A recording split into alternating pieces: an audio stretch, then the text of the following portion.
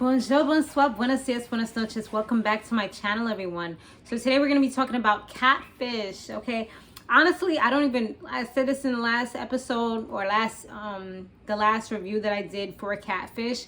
I don't know, for me, my DVR is giving me weird numbers because I have Philo. I don't know if that's why, but it showed me episode 93, but the crazy thing is last week it was 94, so I don't know what's going on, but this one is Ciatta and Juan. So Ciatta, she's 33 years old. She's in Nevada, and she's known this guy named Juan for about 14 months or so. He's 31 years old and he lives in California. So she actually drove from Nevada to California to see him, and he pretty much didn't show up. He like ghosted her. 200 miles. Like, imagine that. Imagine that. That's absolutely insane.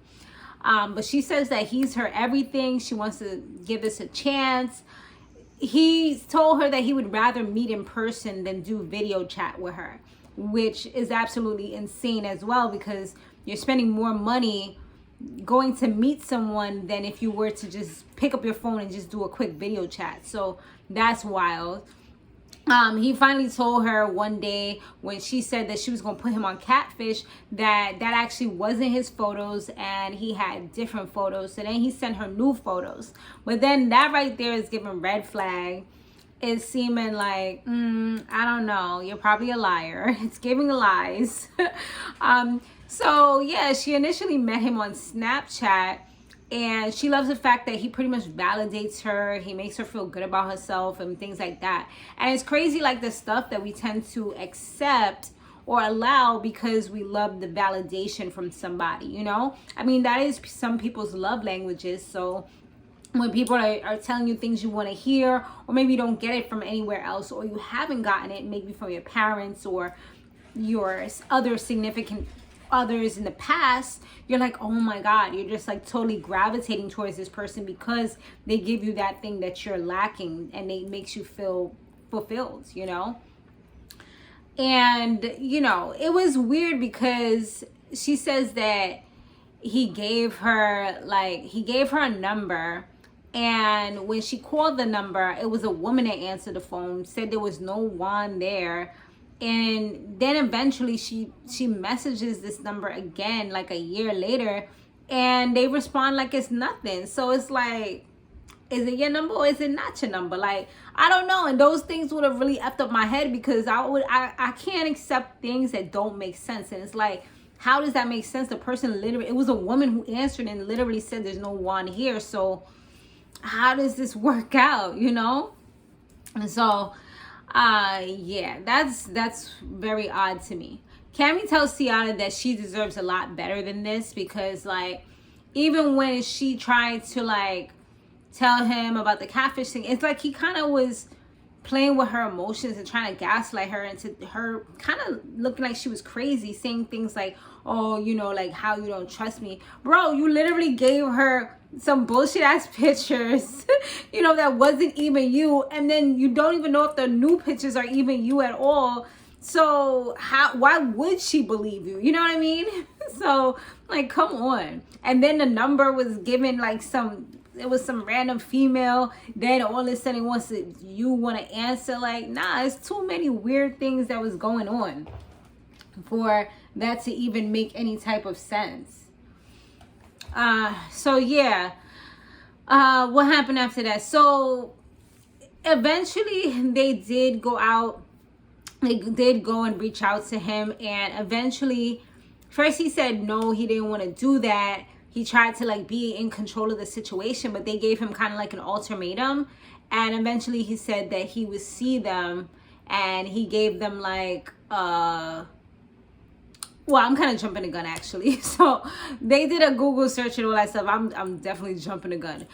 They did a Google search and all that, and they found out that the picture was connected to somebody who had a wife and a kid.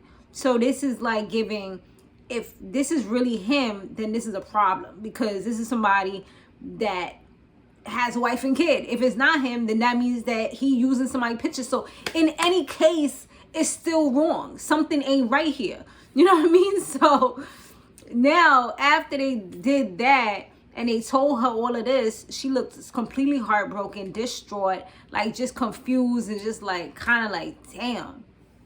So then they tell her, you know, once they tell her all of that, she looks distraught and stuff like that. They went ahead and that's when they messaged him. And like I said, he was trying to control the situation, trying to act like he's holding shit down. Like, nah, this is our timing, bro. Like, you had a lot of time, you messed up, you had her effed up, driving all over the place, and Neve and Cammy ain't about to let that continue. So they let him know, like, nah, that's not about to happen. So then this is where some female ends up calling them. Like, oh, somebody messaged my friend. They're like, okay. And they're like, oh, what is this about? And they're like, okay, this is, and then they're like, oh, like who? And then she's like, oh, it's about Ciatta. Okay, thank you. That's all I needed to know. Like, that was weird.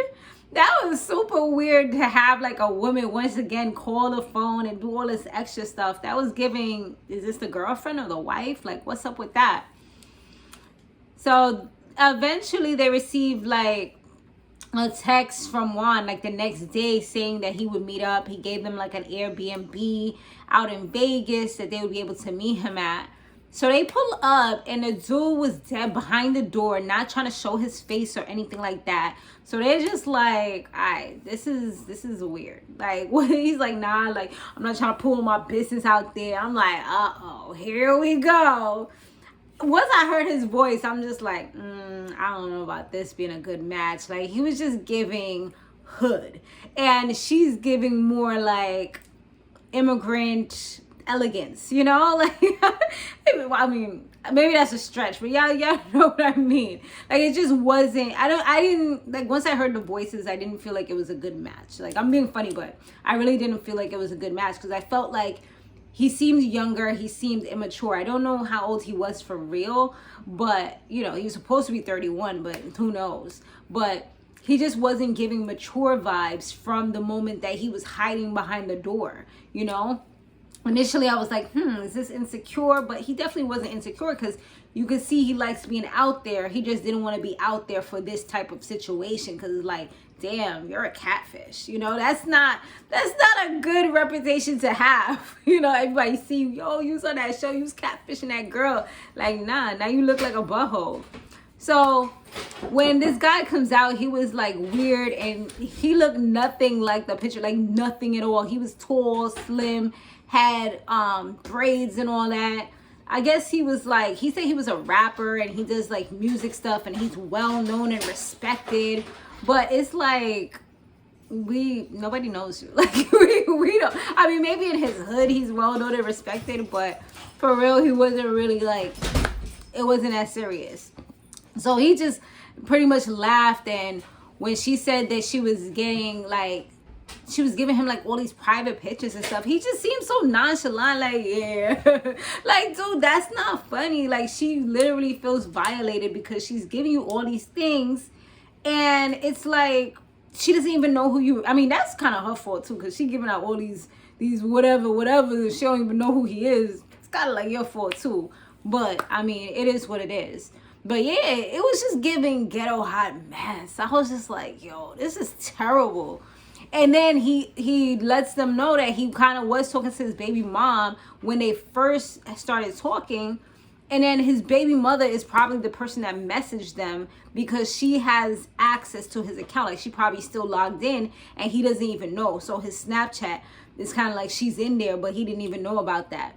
So he was just said like, yo, this is like a video game. He had to stay focused. And I'm like, yo, you're literally playing with this woman's life. This woman who has kids, who's ready to uproot her whole entire family. She said she was going to like take her kids, move out to Cali and all that stuff to be with this dude. And the whole entire time he was just playing a game. Like, he didn't even really like her for real. He said she's cool when he spoke to her, but after that, when they was talking again, he kind of was giving like he didn't really care about her type of vibes. And Ciatta, she just told him like, yo, like you're giving effed up and you're giving clown right now. I was like, yes, girl, you better speak up for yourself. yourself. Like, don't let this guy play you. And I feel like that's all she needed to be able to move on. Now she's empowered. She knows the things to look for. So this was probably like a great growing experience for her. So she's gonna, I feel like whatever she chooses from here, and now she knows her self-worth. She knows how to hopefully spot manipulation, gaslighting, and just people like trying to play with her for real. And she won't put her kids in a bad situation either, because this could have went really, really bad. Like, she seems like a hopeless romantic, but yeah, this guy wasn't about that business. But yeah, y'all, that was that episode. Let me know what y'all thought about this down below, y'all. I will see you guys on the next one. Later.